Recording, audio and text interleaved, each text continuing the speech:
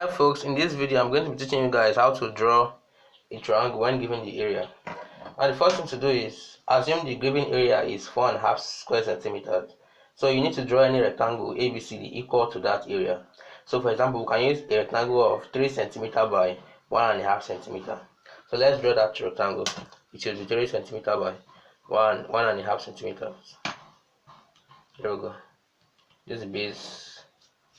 Then let's measure 3 centimeters. 1, 2, 3. 3 centimeters by 1.5. So I'll draw the set where I draw the height as the breadth for this rectangle.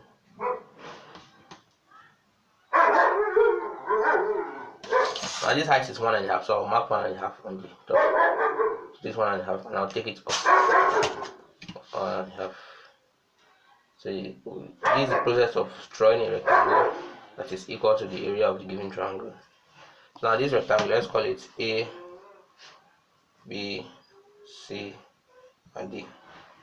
And the next step is to extend one side BC and mark CE equal to BC.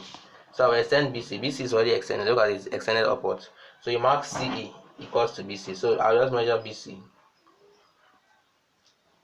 Put the compass at C and mark a point E. So CE will be automatically equal to BC. Then lastly, you join E to A. So E will be joined to A. And ABE will be the required triangle. So ABE.